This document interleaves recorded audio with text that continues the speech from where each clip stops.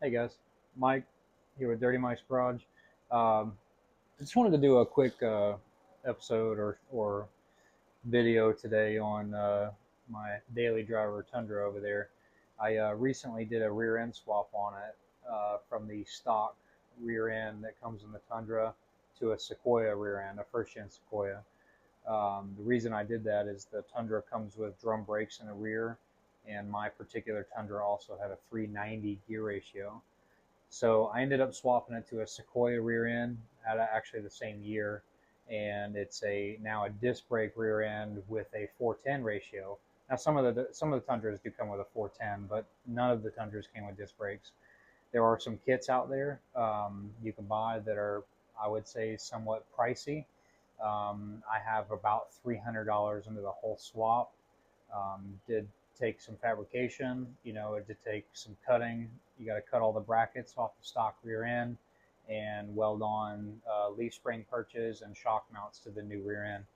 But yeah, so I just wanted to kind of do a quick overview. I did not record any of it because it is my daily driver, and I was trying to go through it real quick. And now it's an afterthought. I was like, man, I really should have recorded all this and all that stuff. But I figured I could go over it, kind of show you guys show you how the axle sits in there. I do have some pictures and stuff that I'll add into this video as we go along here, but just a quick video just to kind of show it and show it off, I guess, a little bit. If you have any questions to anything specific that I don't talk about in this quick video, feel free to reach out to me. I'm happy to help. So, but anyway, we're gonna walk over and take a look at it right now. So this is the daily. It's a '05 double cab, two-wheel drive. So I'll get to the rear end in a second, but I also did the same weekend. I did the rear end swap. I did the GX 460 brake upgrade in the front, so it's got the larger calipers and rotors and all that stuff. So that's maybe another video, but just to give you a quick rundown, it's a bolt-on upgrade, except the mounting surface on the calipers have to be machined down to fit the ears, to center the caliper on the rotor. It's pretty straightforward, but this is what I wanted to talk about right here, though. Check that out. Disc brakes, heck yeah. And it's all factory Toyota parts. Check that out. Disc brakes, buddy.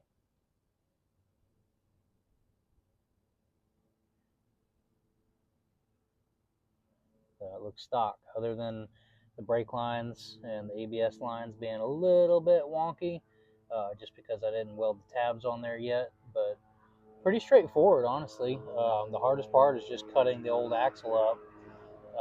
But I'm going to back it up onto the driveway so I can get underneath it and show you guys a little closer.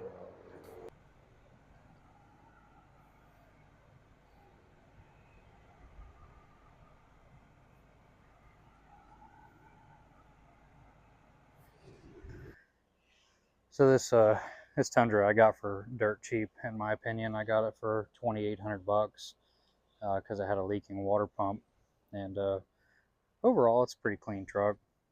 I know I'm kind of veering off course here, but not a bad truck. Needs a little love, but overall not bad. But anyway, let's get back to this. So my goal for this was to have a cheap option for a gear ratio bump from the factory 390, because I do have slightly larger tires, and I also, the goal for this truck was to do some brake upgrades because I do want to tow with it. So I wanted to do some brake upgrades all the way around. So this kind of killed two birds with one stone, and it was cheap. So I have not even put brakes on this. I got lucky. The junkyard rear end that I got had brand new brakes on it. You can see those are brand new rotors, brand new pads. They're nothing fancy, but so anyway, so this is a Sequoia rear end, and there's pretty much no evidence of it being a Sequoia rear end except for the disc brakes. But basically all the link mounts and stuff that used to be welded onto the axle, I basically cut everything off. I cleaned it all up, and I'm going to try and if my editing skills are can handle it, I'm gonna add some pictures to this video. But I cleaned it all up. It was just a bare axle tube on both sides. And then I bought these leaf spring perches and these shock mounts from Barnes 4-wheel drive, and I can put the link for those in the video details. You can see the shock mounts are a little bit wider, so I just added a washer to each side. I reuse the shocks for now. At some point, I'll get new shocks, but it's a stock mounting location, so I just reuse those for now. You can see, so I used the combination, the brake lines. I think one side I used from the Tundra, and then one side I used from the Sequoia, just because it was just a little bit different, mounting, where it attaches to the caliper, or the soft line up here for the disc brakes. So it mounts a little differently. So I used a combination of the brake lines. I used the Tundra ABS harness. The ABS sensor is plugged right in, but the reason I did that is because the actual plug, the connector, is different for the Tundra. So because of the junkyard axle that I had actually gotten the ABS harness as well, just in case I needed it. Yeah, I mean, that's pretty much it. It was pretty straightforward. I probably have about 7 hours, give or take, total into the project. That's not including pulling the axle at the junkyard. That was about an hour, I think, to pull the axle out and get it loaded up. But yeah, so that's pretty much it. I'll show you the front side. Drive shaft bolts right up. Real quick, I'll touch base what I did. So before I removed the original Tundra axle, I pulled the drive shaft off and I measured the pinion angle with an angle finder, a magnetic one. I just measured the angle there. I actually measured the rear end at a few different spots too, just to make sure it was correct. And then I just matched this one. As far as getting it centered, really the double cab Tundra and the Sequoia both have the same width rear end. And the leaf spring perches I got, they have the pins. You can actually kind of see in there. There's the pin for the leaf spring, goes through the perch. So that centers it this way. And you get the leaf spring perches that fit perfectly on the axle. I think it's 3¼ inch tube diameter. And then that basically fits snug on there, and you slide the axle underneath the truck, and then you just center it left to right, and then adjust your pinion angle and tack the mounts in place, pull the axle out, finish weld your perches, and I also tacked the shock mounts in place too. I lined those up, tacked them in place, pulled the axle out, welded it up, and then installed it.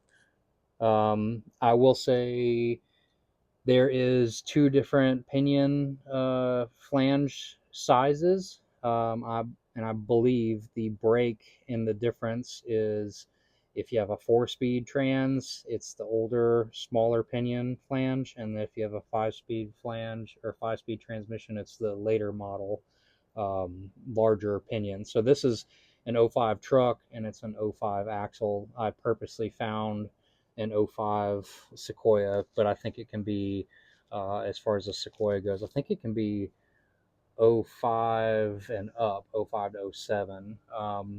But other than the flange, the Sequoia axle is identical through all the years, '01 to '07, I think it is. It's all the same. They're all 410 ratios. They're all disc brakes. I believe they all have ABS. Now the Tundras, on the other hand, some Tundras have ABS, some don't.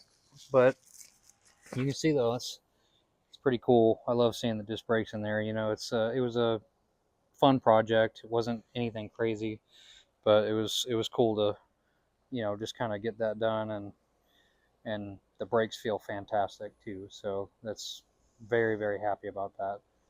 But yeah, this is my beat up daily, and I'm currently doing some work to the big truck. So anyway, that was just a quick little video talking about the rear end on this thing. I thought maybe some people with Tundras out there might get an idea, maybe want to do something like that on their own. Pretty easy swap, a little bit of labor, nothing a grinder, cut off wheels, and a cheap Harbor Freight welder can't do. Takes a little practice, but nothing major. So, but thank you for watching. Talk to you guys later.